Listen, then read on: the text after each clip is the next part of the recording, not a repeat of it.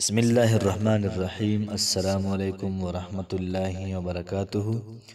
امید دربکوم چې تاسو ټول به ټیک ټاک الله پاکم خوشاله آباد ساته. نن چې کومه زموږ وظیفه ده د جادو حواله سره ده. جادو دا ډیر زیات ناشنا او ډیر زیات عجیب سیز دی. دشمن همیشه د پرغواړي چې ستا صحت دا خراب کی. دشمن همیشه د پاره دا غواړي چې ستا کاروبار دا خراب کی.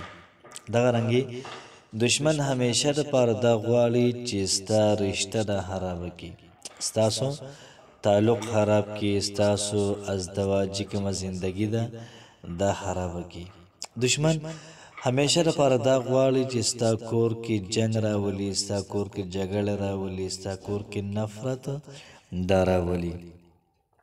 نن چې کوم زمون عمل دی او زمون کوم وظیفه د قرآن مجید یو آیت دی، بس دا تاسو صرف او یا پیری وای، تاسو تماشا کوئ چې څنګه تاسو کاروبار ټک کیږي، څنګه تاسو رشتہ کیږي، څنګه تاسو په کور کې برکت راځي، څنګه تاسو مال او دولت کې اضافه کیږي، څنګه تاسو په صحت کې او دغه رنګ تاسو په ځوانۍ کې څنګه برکت راځي.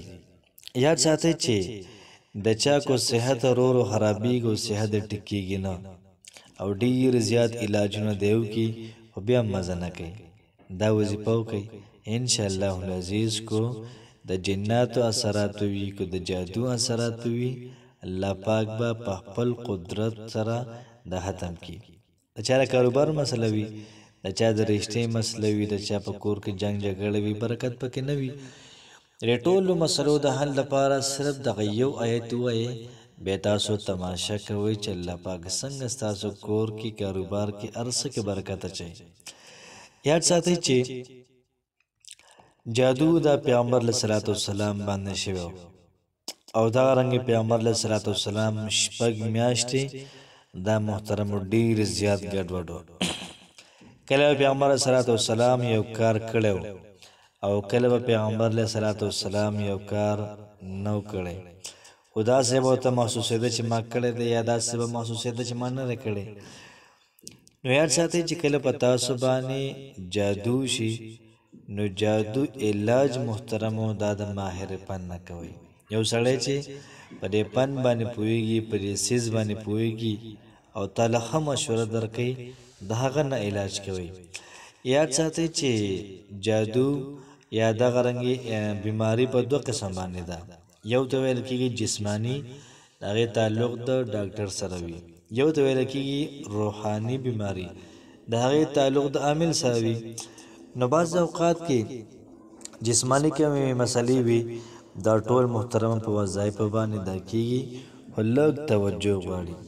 کم چې حق علما کرام دي هغوی به تاسو په دې آیت باندې دمی، او کم چې باطل فیران دي هغوی محترم و شرکی الفاظ به وایو، کوکړی به رالیو، دغه رنګې اډوکې منډوکې به راجمع کوي، په هغې باندې به سوی ډېر ګډوډ کار د خلکو شروع کړی وي.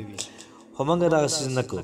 یاد ساتئ چې د قرآن یو آیت دی، تاسو د آیات کریمه روزانه او یا پیرې یو هفته محترم تاسو دا تلاوت کوئ، په مریض باندې د هغې اوبه وڅښئ، بیا تماشا کوئ چې الله پاک څنګه به تاسو باندې ښکلې ورځ راولي. راځئ زه وظیفې طرف ته. وظیفه داسې ده چې کله موږ دا وظیفه کوو نو موږ به 3 پیرې درود ابراهیمي وایو، بیا به د هغې نه بعد دا آیت او یا پیرې وایو.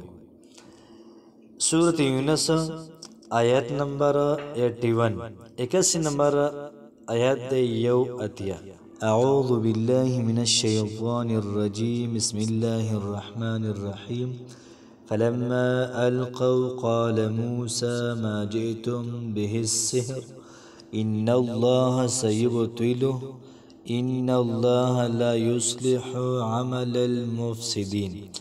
او یا پیره ودا وایو، او دا غرنګ 3 پیره به سورة الفلق وایو، او 3 پیره به سورة الناس وایو.